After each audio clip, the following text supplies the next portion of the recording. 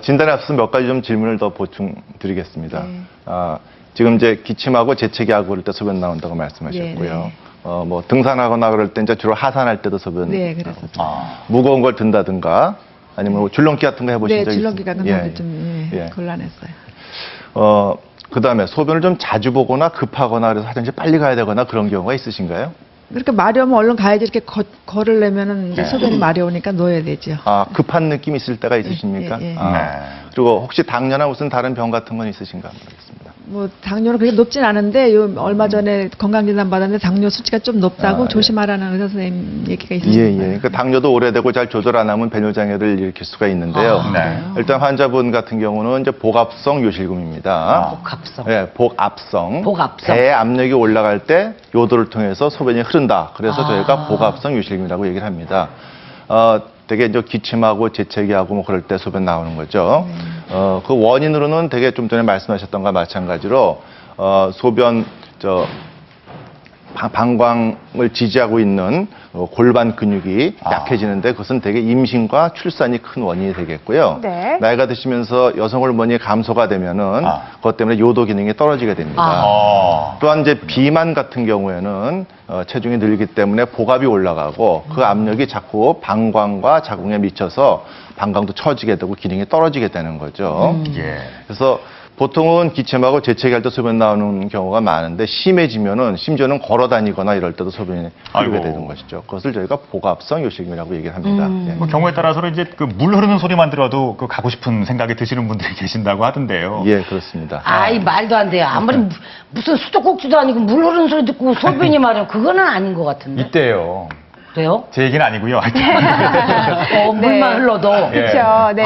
요실금도 종류가 좀 여러 가지가 있나 봐요, 진짜. 예, 여러 가지가 있습니다. 자, 제가 이제 여기 한번 차트를 보면서 설명을 한번 드려보겠습니다. 우리 시청자분들 본인하고 얼마나 잘 맞는지 한번 보시죠.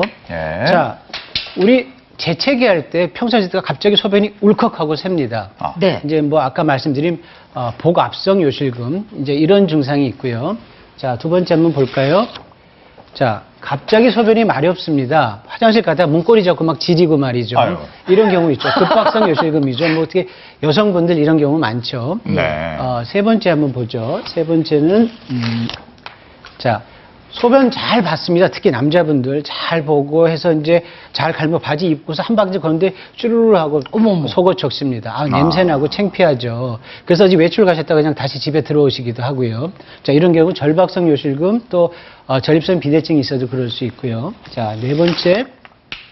그렇죠.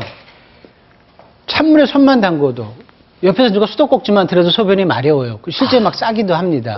절박성 요실금 또 이런 경우에는 정상적인 방광은 한 300 내지 500cc 정도 이렇게 소변이 모일 때까지 가만히 축 처져 있어야 되는데 조금만 소변이 마려워도 자꾸 자기가 짭니다.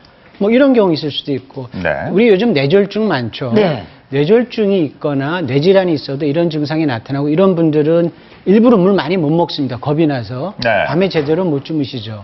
자, 이런 여러 가지 불편을 초래하는 또 요실금이 있죠. 자, 다섯 번째 볼까요? 가만히 있다가 갑자기 소변이 마려워요. 자기도 모르게. 그러게 울컥울컥 접습니다. 자, 이런 문제가 우리가 발생할 수도 있고요. 또 마지막에는 조금 다른 경우인데요.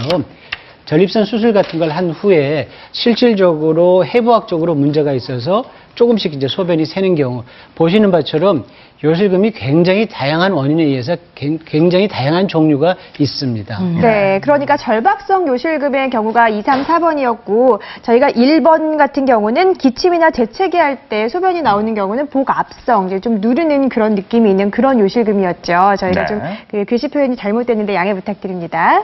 네. 자, 다음 좀 궁금한 게 있는데요. 그 김종무 씨 같은 경우에 치료를 어떻게 받으셔야 되는지. 환자분의 경우는 복압성 요실금이라고 제가 말씀을 드렸습니다. 복압성 요실금은 과거에는 물리치료나 약물요법 등을 많이 하고 거기에 반응이 없는 경우에 수술을 했습니다. 하지만 최근에는 이 수술요법이 굉장히 효과가 좋기 때문에 수술을 좀 많이 권하는 경향이 있습니다. 수술은 아까 말씀드린 것과 마찬가지로 요도 괄약근의 기능이 떨어져 있기 때문에 그것을 강화시켜주는 수술을 하게 되는데요. 요즘은 테이프를 요도 밑에 삽입시켜서 그 요도 괄약근의 기능을 강화시켜주는 그런 수술을 많이 하고 있습니다. 물론 물리치료